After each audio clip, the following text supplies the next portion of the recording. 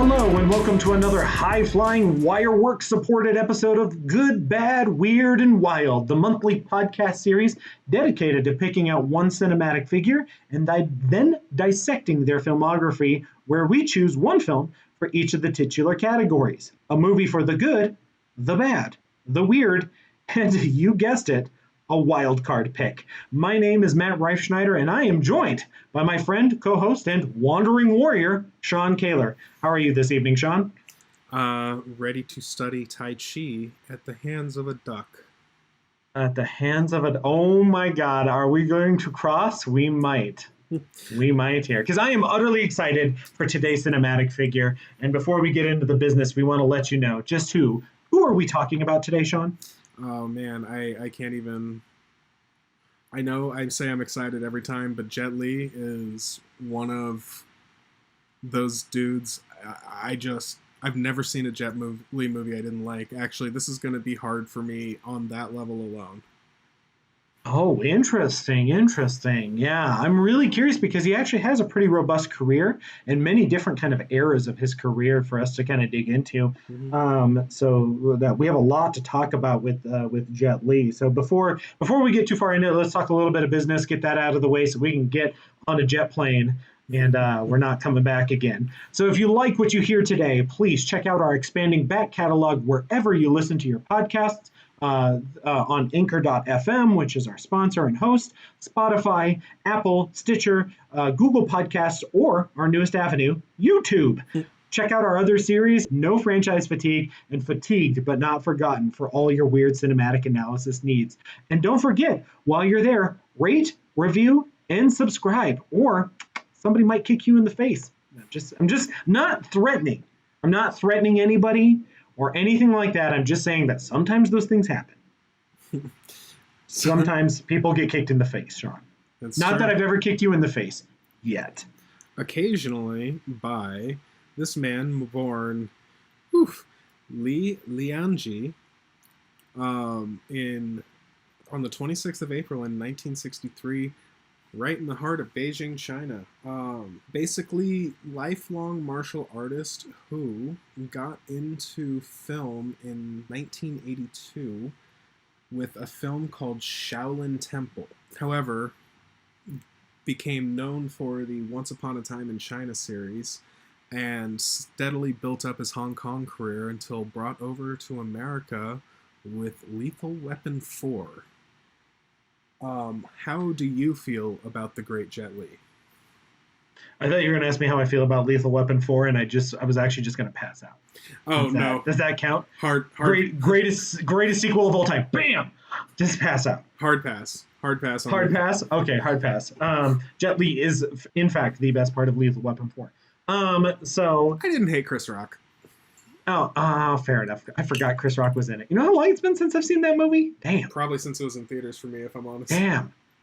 Have we had any requests for Lethal Weapon yet? That seems like something we would get requested. To get to your question, Jet Li, as I've expressed on this podcast before, and as I'm sure you'll have heard on some of our other episodes at this point, but Hong Kong cinema was always something I was very interested in. Martial arts cinema was something I was always very interested in. For me, though, the movie that really introduced me to Jet Li was Romeo Must Die, which is it's nice to have. While I think his American stint of Hollywood films certainly leaves a lot to be desired in terms of like his filmography, it did allow an entry point for me, and so I cannot be too harsh on it. And it also allowed, because of his success here, it also allowed for him to. Or for distribution companies to grab some of his Hong Kong films and release them on VHS and DVD, which I am more than thankful for, because that's actually how I was really introduced to Jet Li, was watching a lot of his older films, and that's where I fell in love with him. Enough so today that for Jet Li, for the 4 films that I pick, I actually distinctly did not pick any of his Hollywood films.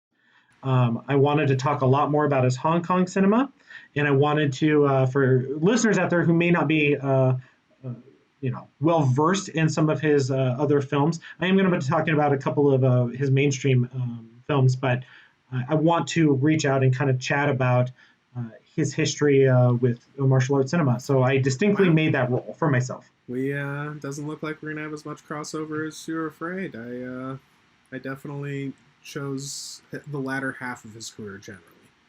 So. Yeah, I actually did choose two of my films are part of his latter part of his career, but they're both films he went back and did in China. So. Yeah. I'm actually really curious to hear what you said because I know you are a huge fan of Jet Li. I'm a huge fan of Jet Li. We are, as I said, jumping on this jet plane. We are going to be taking a flight into his filmography. Let's talk a little bit about, the guy's an incredible athlete. He's an incredibly interesting person, and he has an incredibly interesting filmography. So why don't we just jump right in? Let's talk a little bit about his the first category, which is good. So hit me. John, what is your choice for Jet Li's good? So, one quick caveat before I answer that. We have recorded an actor episode of this before, but we had a hard drive explosion and it never got released. So, to really briefly brief. Oh, this is our first actor one? I forgot that our other one it died. Yeah, so, which was going to be Vin Diesel, Heartbreaker. You heard Matt defend The Last Witch Hunter for the only time anyone has ever defended that movie, regardless. I know, and no wonder that you said a hard drive exploded. You were like, nobody will ever The Last Witch Hunter wipe. That was my martial arts move.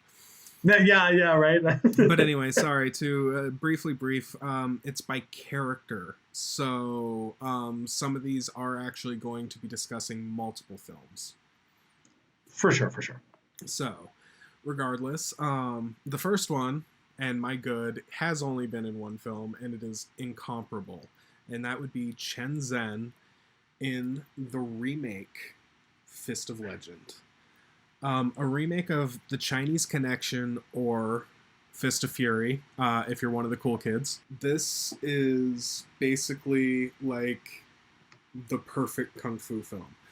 This is kind of a mid-career movie for Jet Li. I know I said I was mostly focusing on his late career. Hope we didn't cross over here, but just the fact is, this is like my favorite kung fu film.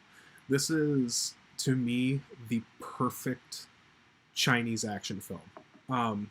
For everything I look for in Asian cinema. The choreography is perfect. It's on point. The fights are memorable. The story is memorable. It actually is kind of brave because it deals with racism. It's something we've spoken of before with martial arts movies, the vilifying of the Japanese. This movie actually takes an interesting angle and says, maybe what they're doing here is not good, but you can't hate them just because they're Japanese. And that is an interesting angle for a Chinese movie to take, specifically. So, but, if we really want to get down to brass tacks, it's the fights. I've briefly mentioned before, but just gonna go into detail. My favorite fight in any single movie ever of all time, bar none, is in this movie, and it is Jet Li versus an entire class of karate students, and it is so good. Matt, by all means, I'm sure you've seen this movie. I have seen this movie. Fist of Legend, a remake of Fist of Fury, the Bruce Lee classic. By the way, it's 100% on Rotten Tomatoes for Fist of Legend. Just want to throw that out there. Goddamn it only has 10 reviews, but hey, still 100% nonetheless. Audience rating, 92%. So this is one of his most popular films, for good reason. You're absolutely right. Fantastic film. I am I obviously not the minority here on the podcast, but I actually believe that this is better than Fist of Fury as a film. And part of that is I really do enjoy director Gordon Chan, his take on things. I think Jet Li is phenomenal in it. You're right, the fights, incredible stuff. The blindfolded fight that he has with the Japanese master, the father of his girlfriend / wife, depending on which version you watch, kind of what that goes to. But a blindfolded fight is insane. To be able to do the fast choreography that they do. Choreographing that, yeah. No, it's insane. It's insane. Incredible stuff here, including the fight sequences. I actually think Chen Zhen is a great character. Obviously, at this point, if you're a charismatic Chinese actor, the quintessential role to play is Chen Zhen. Because he's Donnie something Yen of played a Chen Zhen. he's a Yeah. folk hero, right? Like I actually think hasn't Jet Li actually played him multiple times? I'm not sure if he's played him multiple times. I know that there's other characters that or other actors that have played him multiple times. Um, Chen Zhen is a folk hero, right? Um, and what's really interesting is that Chen Zhen has a weird connection to my film for my pick for the good.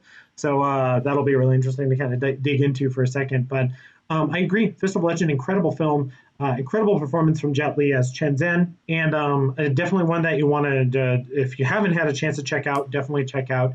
Easily one of his best films of all time. So It's Yun. handedly agree. Wasn't it Yun Wen Ping did the choreography Yep. on this? Yeah. Oh yeah, Yu Wenping does. Obviously, he's even in the West, a lot of people know who he is because of his work on The Matrix and Kill Bill. But he's an incredible, perhaps one of the greatest fight choreographers and action directors of all time. Top five, definitely. Incredible stuff here. And Jet Li often worked with him, so they definitely had a comfort level that really kind of solidified as time went on. But absolutely, Fist of Legend, good choice, my friend. Chen Zhen, great character. So, how about yourself? What would you call his good? So I'm actually going to go, the film is going to be called Fearless. He is going to be playing the character of Hua, and I'm going to butcher this name. And I apologize to anybody out there that speaks Chinese and has to listen to us do this. But Hua Hyunjia is the character's name. He is a real life character. This is actually a person that existed in history and was one of the foundational members of the wuxia schools for performing arts and things like that. That really kind of pushed wuxia into being an athletic sport. Which in the early 1900s. The art Jet Li does, right? Yes. Jet Li was a wushu fighter. Actually, Jet Li is like proficient in like 10 forms of wushu. It's like an incredible amount of wushu. I was doing some research on this before, and his abilities as a martial artist are incredible, and you can see it on film. His speed is just unmatched.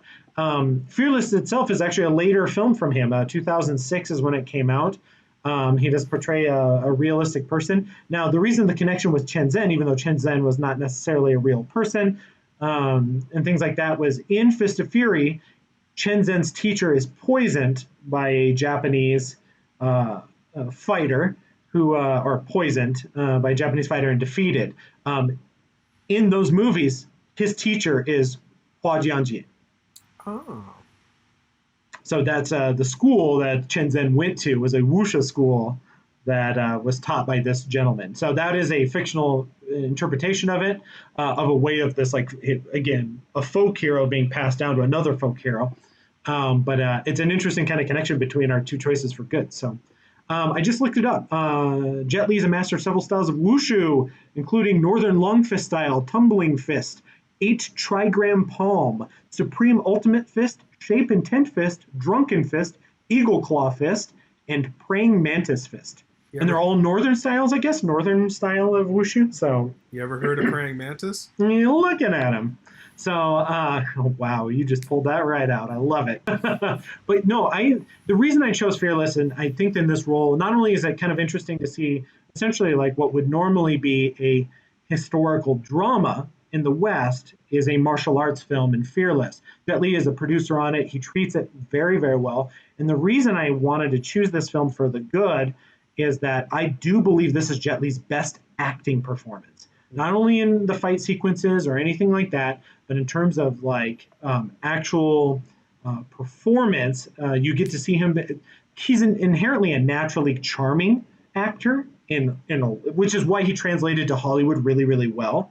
He's a pretty charming guy, and his character arc in Fearless is incredible because in the first third of this movie, he's an asshole. He is a strict, and you kind of hate him. And you're like, and he's like has anger issues and all of this interesting concepts that you don't normally see Jet Li play, because Jet Li's so charming and kind of good with comedy and things like that you don't get to see him really stretch his wings that way. And in Fearless, he really gets to stretch himself. And the ending of Fearless might be one of the most heart-wrenching endings to a martial arts film that I've ever seen. And the message behind that movie is just aces.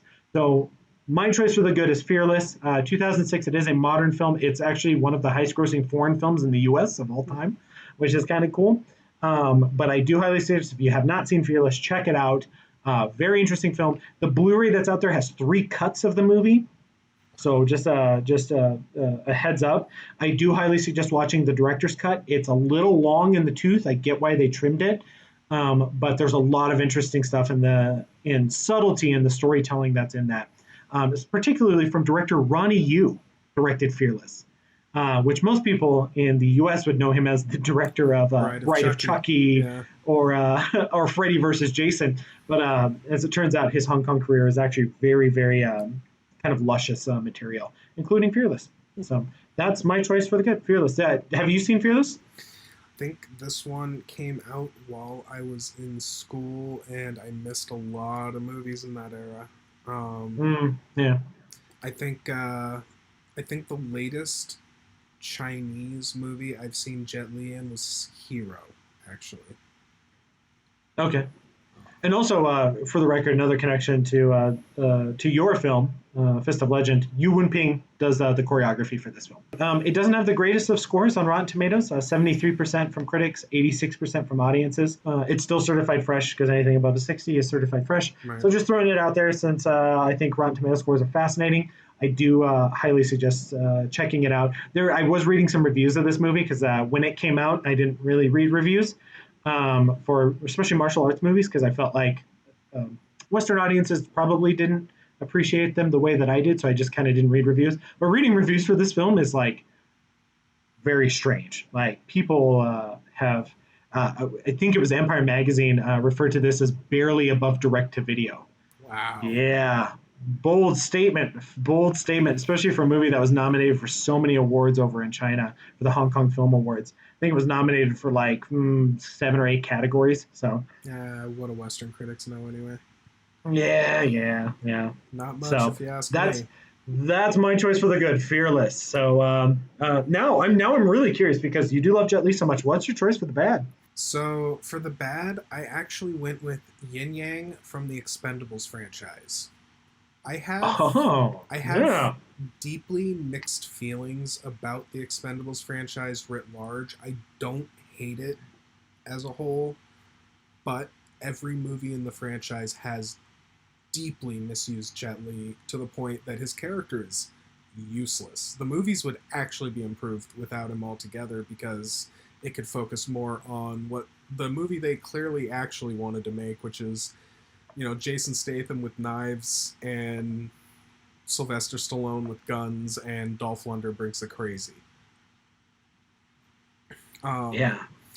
So, I mean, barring a pretty decent fist fight in the first movie, I mean, it's bad just on the sheer level of bad use of Jet Li. Yeah, I agree. He's really only in. Technically, he's in 2 Expendable films, right? He has one fight sequence in the second one before he literally jumps off a plane to get out of the film. And then he's in the first one through the whole movie. But yeah, you're right. He's far more of a secondary character. He's kind of in total with screen time maybe in like 45 minutes of a movie. And yeah, Jet Li's not an actor you hire to be standing in the background of these scenes. Like, this is, as you just elucidated on greatly, he's a master of 8 styles of kung fu.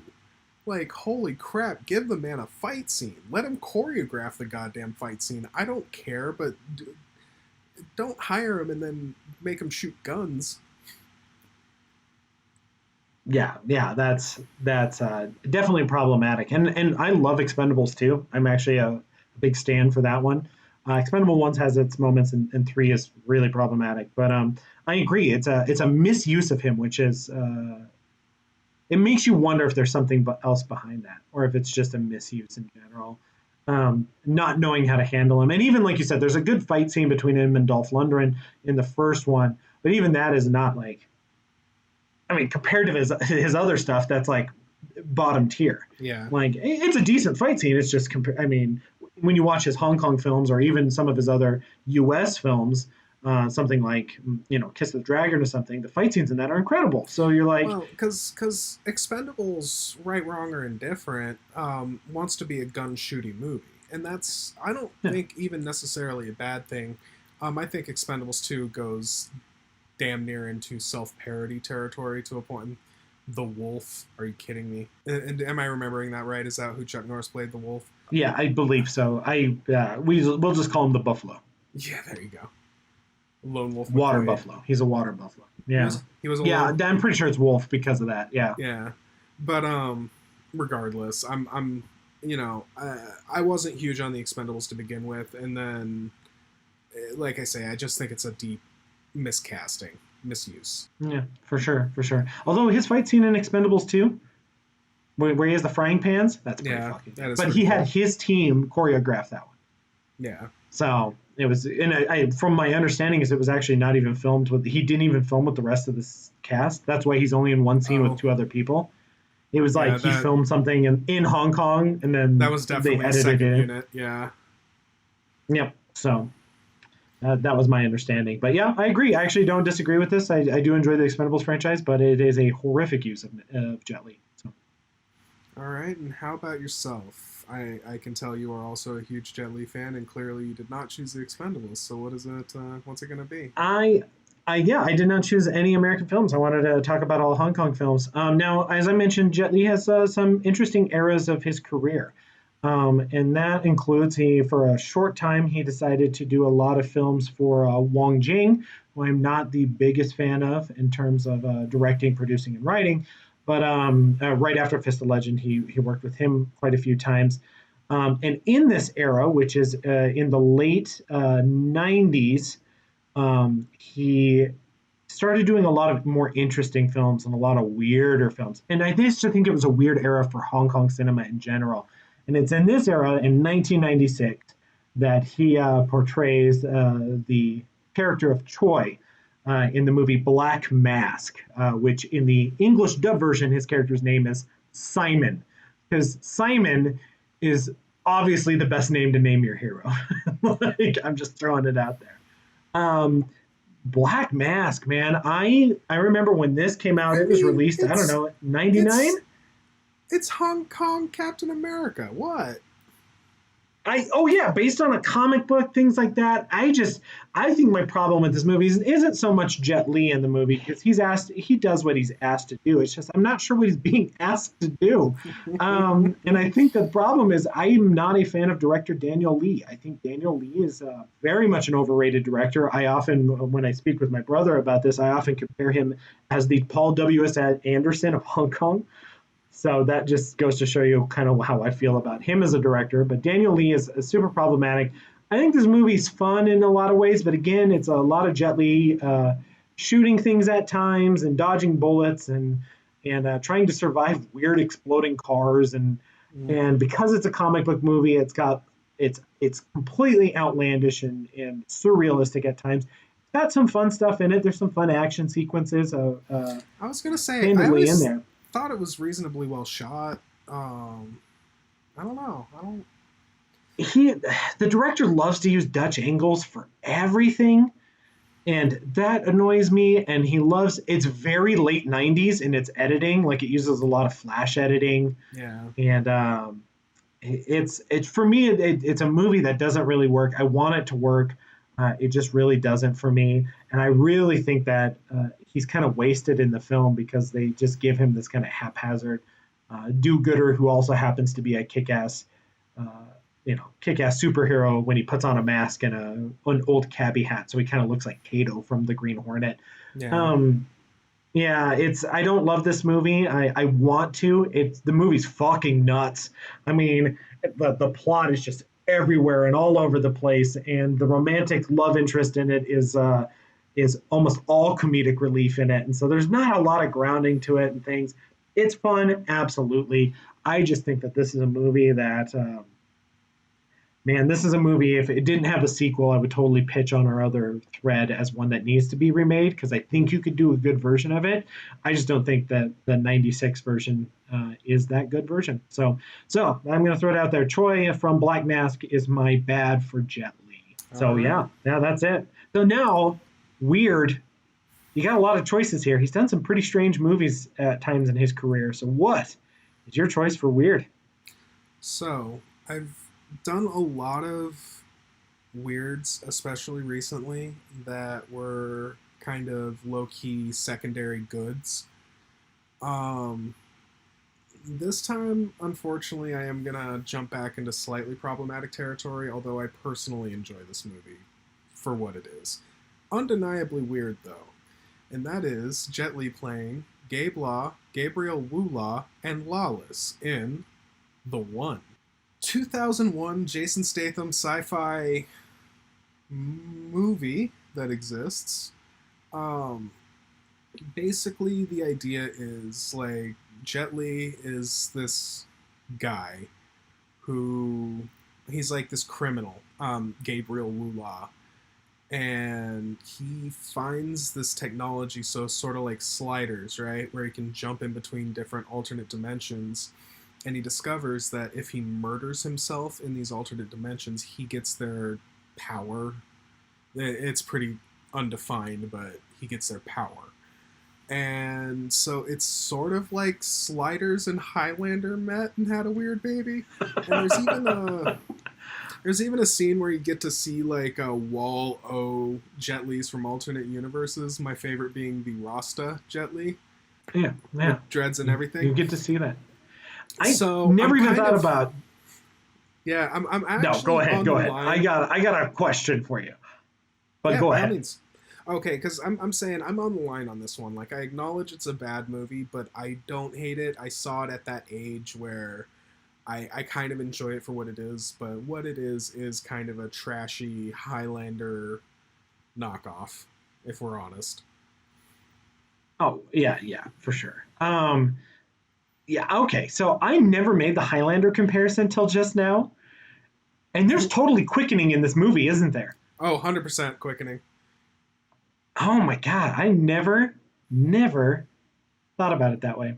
Weird, but true story. And I have a weird story like this for my wild card pick too. But picked this up at the same time as Highlander Endgame. So from a Blockbuster that was a block away from me, because you remember they used to do like 5 used DVDs for $10 or something like that. And that's how I used to get a lot of my movies, was deals like that. And so Highlander and The One have always had that kind of association in my mind. That's fascinating. I never thought about that, but you're absolutely right. I kind of like The One. I know it's not a good movie. It's got a whopping 14% on Rotten Tomatoes. It's not. It deserves every bit of it.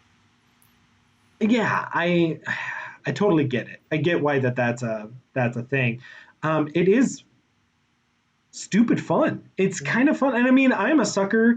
Horror movies that have to do with doppelgangers terrify me. Action movies that have to do with doppelgangers highly entertain me. So I'm a sucker for pretty much every Van Damme movie because he plays twins and everything. He does. It's so weird.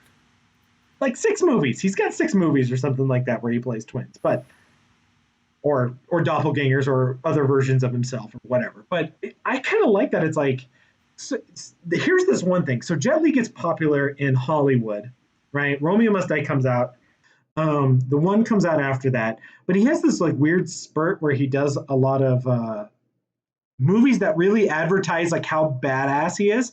So like the advertising for The One was like, Jet Li versus Jet Li. You know, like this idea like the only other person that could ever beat him is him.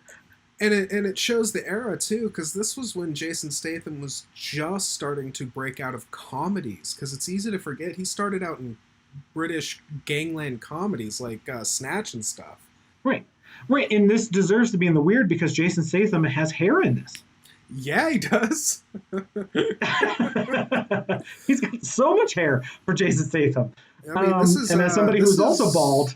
Good Lord, this is pre-Transporter even, I think. Right.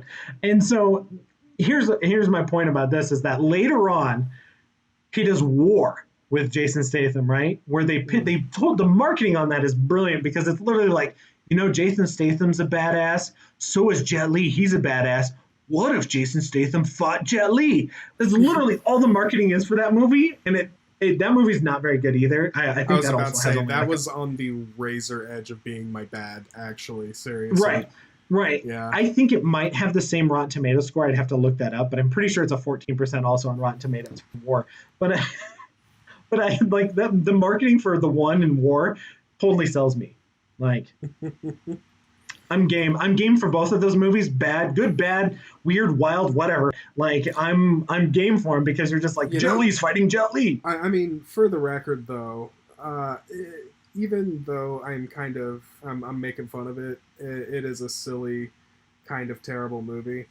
Yeah, it's something you can rent for like $3 on Amazon Prime, and that is definitely worth a $3 rental, at least. Oh, for the chuckles and laughs because there is some Yeah, wild shit in this movie.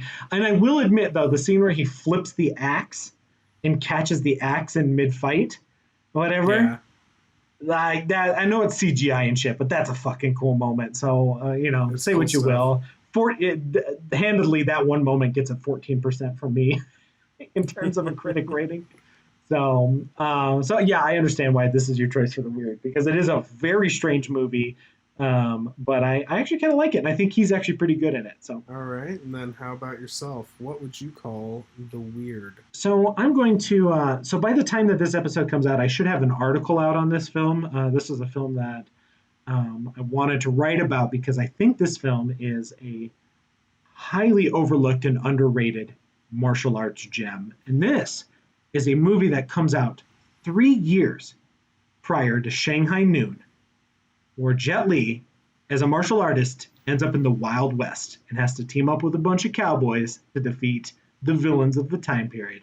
This is the sixth film in the Once Upon a Time in China franchise called Once Upon a Time in China and America. And this is the character is Wong Fei Hung, obviously the huge folk hero Wong Fei Hung here. Which was the role that really, really launched him into stardom. Although Shaolin Temple was obviously a big hit for him, Once Upon a Time in China in the early 90s really, really launched his career. So this character, he had left the series prior to this. He had done the first three, left it, and then came back for this sixth entry. This is a film that is holy, holy shit entertaining. This movie combines martial arts, westerns, explosions. I mean, the villain in it is a cowboy who has like deadly bladed spurs, and he cuts people with them, and he cuts people's throats and shit. It's directed by Sammo Hung, who's an incredible action choreographer. Larkar Wing is also involved in the direction and fight choreography, who's um, the brother of Lau Kar Leung.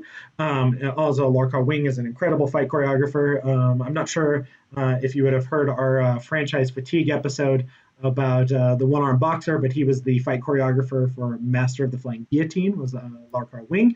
So incredible fight. The action in this movie is astounding. It is so much fun. You get to see wild and stupid stunts. They obviously were like, let's take the setting of a Western movie and we're just going to have so much fun with it in building these action set pieces. Did you ever want to see somebody kung fu fighting on top of a windmill? Because you might as well, because that's in this movie, right? Is there an attack on a horse-drawn carriage where the carriage flips over and goes off a cliff into a river with them inside of it? That's in this fucking movie too. This movie's entertaining as hell. I recommend it to everybody who wants to watch an entertaining movie. Is it as good as the first three Once Upon a Time in China's with Jet Li? Not at all. It doesn't have the depth or thematic weight of those movies or the historical context that make those movies so good. But damn it, this movie should be seen more. More people should worship this movie because the fight work in it is incredible. Jet Li is charming as hell. So is Rosamund Kwan as 13th Aunt, his fiancee. This movie is just blissfully entertaining for me. I will recommend this to everyone that sees it. But the reason I pick it for weird is because it's a Western martial arts movie, and it's part of this long-running franchise that's known for being kind of an artsy, along with being a martial arts movie. And this one just like Because full bore goes for it. I think kind of the 2 points I'll hit on that are, since we do discuss actors by character, means I can also just mention I do specifically adore Once Upon a Time in China 3, where he's fighting the assassin. Um, I really, really love that movie. I love this franchise. But yeah, Once Upon a Time in China and America is a wild, strange, fun movie, and I've always loved that kind of East meets West thing.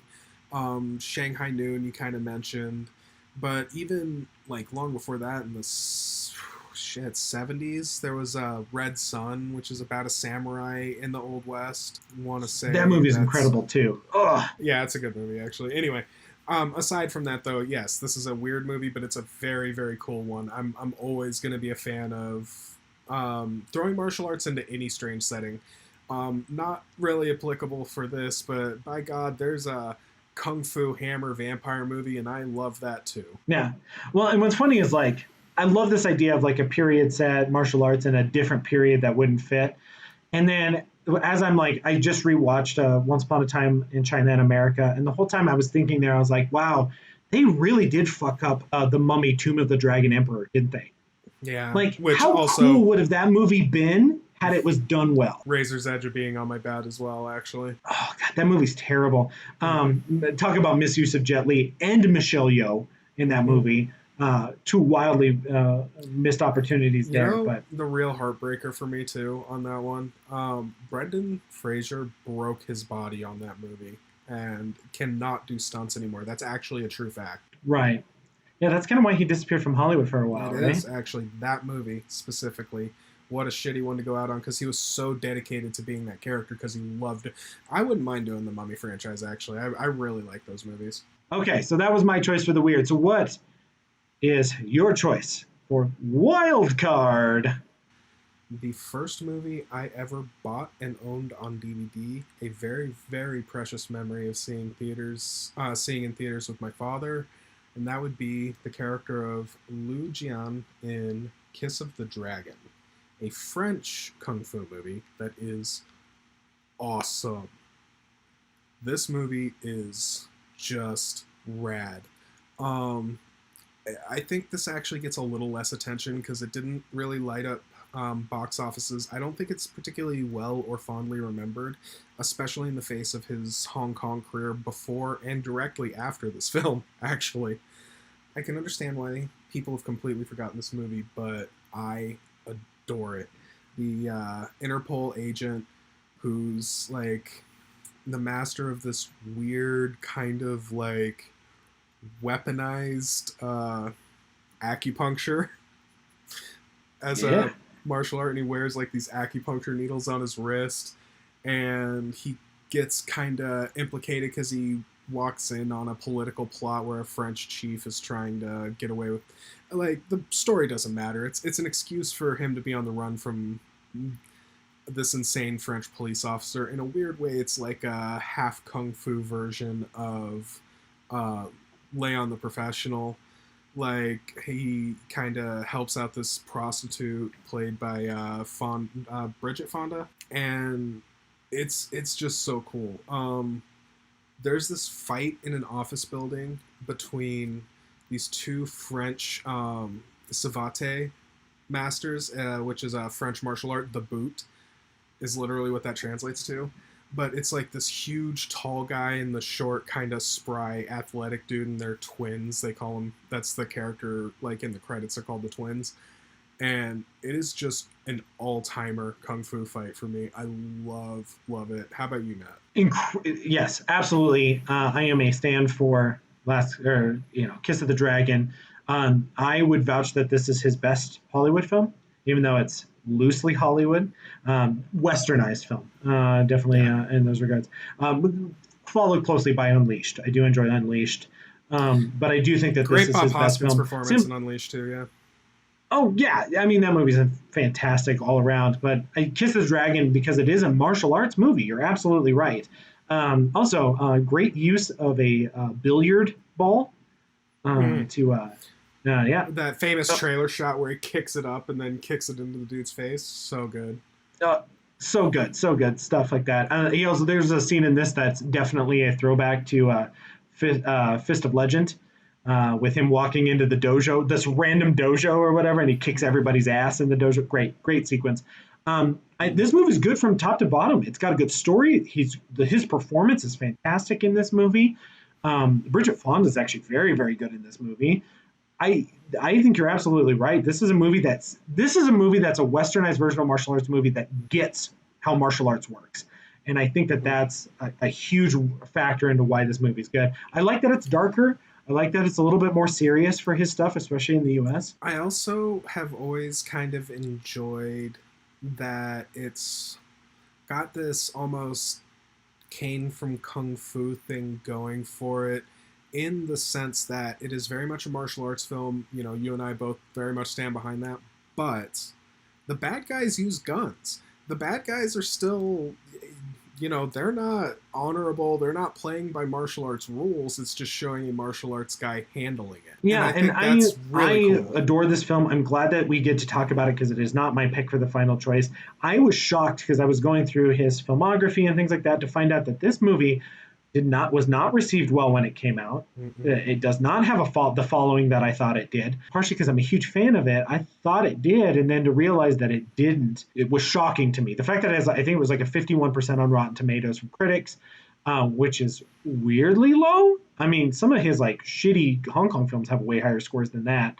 But 51% is just. I mean, it's an odd for me, but. I don't agree with it, but I do kind of get the angle that it's dour. Like, I don't even think there is a comedic joke in this movie. Which was good. It didn't need one. And I mean, how the fuck did Forbidden Kingdom get a 64%? Ugh. That's one where he plays Son Goku, right? The Monkey King. He plays he plays the Monkey King in it, and it has Jackie Chan in it, but it's like a Disney fucking Channel movie.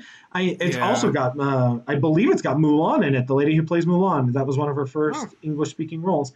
Not good. How the fuck, that movie's terrible. That movie's like a Disney Channel original version of a martial arts. Although the fight scene between Jackie Chan and Jet Li is certainly enjoyable. To see them on screen fighting each other, it does check the box. But for the first time in modern cinema, they did cross fists once in a weird, obscure Jackie Chan movie called 36 Crazy Fists, but nobody remembers that. Right. Nobody remembers that. So, no, I mean, it's how does that get a higher score than Kiss of the Dragon? Kiss of the Dragon's a far superior film. I think it's fantastic, and I think anybody who's listening to this who hasn't seen Kiss of the Dragon, maybe because of bad reviews or whatever, go see it. Go see it right now.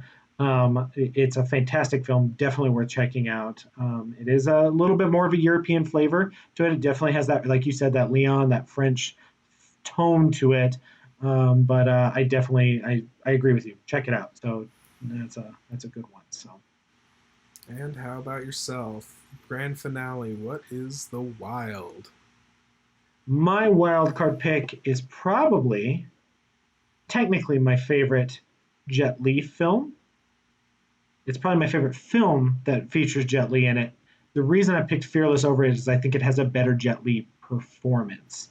But that's why my wild card will be my number 2 pick for best film of his, which is be the film Hero, the wuxia film directed by Zhang Yimou, a phenomenal director in his own right, one of the greatest directors in Chinese history.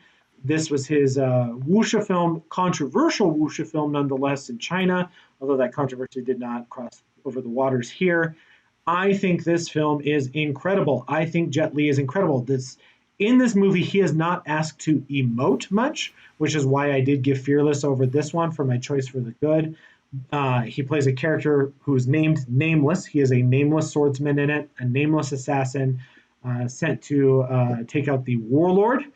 And to do so, he has to kill 3 other assassins, essentially, to be able to get close enough to the warlord. He has an undefensible sword strike within a certain distance, and that's how close he has to get to the warlord to be able to take him out. The film is a wuxia version of Rashomon, where it's told through the flashbacks of different stories and different interpretations of the same story. That is color-coded in gorgeous cinematography for this. I think Jet Li's performance in this is good because it is very subtle. He's definitely the protagonist of the movie. He very much shifts it He is not the heart of the film. That is actually belongs to the secondary characters in their struggle for the heart and soul of China, essentially, is kind of what this story tells. Controversial ending to it. I won't get too much into that because I do not have the innate understanding of the political nature of its finale. I don't want to get too much into that. Just note that it does have a controversial ending, and I apologize to anybody who feels offended that I would choose this movie because of that. My intent is not for this to be a political podcast by any means. I just think that this film is good, and his performance is phenomenal in it. The cinematography and direction in it is just fantastic. So I don't know. Are you a fan of this wuxia? Oh man, the use of color, the settings.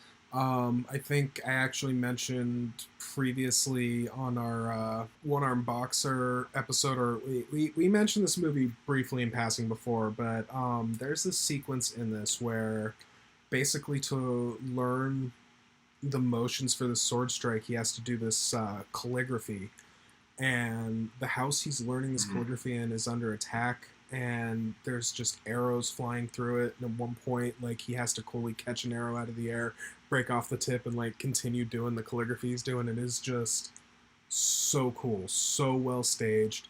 The fact that everything in this movie is sort of, like you said, kind of a ruse to get close enough to use this perfect sword strike is so cool. And like the director, I just don't want to butcher his name. I know his name, but it's Zhang Yimou. Yeah, Yimou. I mean, he's so good. Right after Hero, he drops what? House of Flying Daggers, which is gorgeous film. Another phenomenal wuxia. Even most recently, 2 years ago, he did Shadow. Holy crap, how good is that movie? Shadow remains one of my favorite action movies of like the last like 5 or 6 years. Incredible stuff. I think his work is dagger shooting metal umbrella. How is that not the greatest weapon ever? But nonetheless, Hero, like you say, it takes its time with its story. It's slow. It's a drama. It's very much done like a historical epic. The martial arts in it is almost like incidental because it's more about grace and precision, and that's kind of ultimately the point of the whole movie. Is he's telling this tale because every time he, impresses the warlord with another one of his great victories, he gets to sit, a meter closer and a meter closer until he finally has impressed him enough he can use this perfect sword strike. It's incredible movie, paced and done unlike any other kung fu movie I've ever seen, and you couldn't have chosen a better movie. Yeah, and like I said, I prefer the movie Hero over Fearless myself. I would actually say Hero is probably one of my favorite films of all time. Period. I think that this film is incredibly well done. So I'm glad we get to talk about it. And Zhang Yimou has an incredible filmography, and he's definitely a director I think we should consider for this series. Even though a lot of his early stuff isn't available in the U.S., so it would be something we would take a while to dig in to get everything. Boy, it's easy to pick the bad on that one though, Matt Damon. Matt Damon. So yeah, I adore his stuff. Have you seen the trailer for his new one? It looks like it's a spy film called Impasse. Talk about a gorgeous film. Holy shit. That trailer is impeccably well done. All right. Do you guys agree? What's your favorite Jet Li movie? Are you really, really pissed we didn't talk about Fook Sool Wan? I know Matt loves The Legend of Fook Sool Wan. Yeah. Oh, shame we didn't talk about those films. Oh, weird. I did briefly reference having a duck as a Tai Chi master. That it was called Twin Warriors. Twin Warriors. That's what I'm thinking of. I do actually. Which is a stupid title because Michelle Yeoh is very much a secondary character. It's not like she's a second lead or anything like that. I mean, it was one of her one fight scene at the end of it, basically. Yeah. Yeah, I mean, it was part of her comeback. in '93 was her big comeback, which is why Police Story 3 Super Cop comes out at that time period. That's her kind of big comeback as a lead and stuff. But she's in this as kind of a secondary character. So Twin Warriors is a terrible name. Ugh. But actually, pretty cool movie. Definitely great. I actually just no lie, just watched it last night for the prep for this podcast because I thought you might pick it. So I just rewatched it, and I gotta love the duck scene. It's fantastic in it. There's some pretty funny stuff. The humor in it. Again, Yu Wu-ping does all the fight work in it, so you can't. Oh yeah, incredible fight choreography's gorgeous. sequences. There's a staff fight at the beginning I recall being like particularly cool. Oh yeah, the fight in the Shaolin Temple in the beginning with the staff work is just stunningly well done. So. Yeah. Maybe you're pissed about maybe take that as your bonus 9th suggestion, because actually, if you can see Tai Chi Master, I do really suggest that movie. It's great. It's even on Blu-ray here in the U.S. Through there's a Jet Li Blu-ray collection, and then it's also sold separately through Dragon Dynasty. So I definitely would check that out. So, but yeah, maybe you're mad that we didn't talk more about Lethal Weapon 4. Maybe you wanted us to give some love out there for. Did you Sorcerer and the White Snake, which whoa. Do you just need more terracotta soldiers? Well, where can they yell at us, Matt? Yeah, where can they yell at us? You can go check us out on the social medias. You can get us at Facebook at facebook.com/NoFranchiseFatigue. You can check us out on the Twitterverse. Check us out at the handle nffpod. Check us out there. And then definitely send Sean an email and tell him why he really, really, really should love Expendables 2 for the Jet Li fight scene. Where can they find you? Where can they email you all their hate mail? That would be nffpod.sean at gmail.com. Bring it on. I will take anybody on this particular subject. I'm just going to email you and be like, the one is 0. That's all I'm going to say. I'm just going to yell that. The one is 0. That's all I'm going to put in there. So, maybe people are mad about Forbidden Kingdom, us talking trash about that one. So that's all good. If you want to, feel free. You can tweet at me. I'm happy to take your tweets at the Movie Matt, TheMovieMatt. My name is a 4-letter word also, so that goes there for that.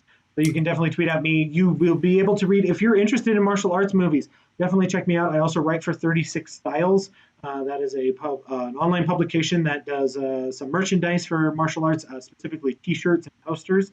Has phenomenal artwork by Kung Fu Bob O'Brien on there, along with some other writers, some very prestigious writers that I'm happy to be part of. Therefore, you can read my stuff there. 36. I will have hopefully by this time that this goes up, an article up for Once Upon a Time in China and America. I wrote a very in-depth article on that guy defending that movie as I did here. So definitely check that out.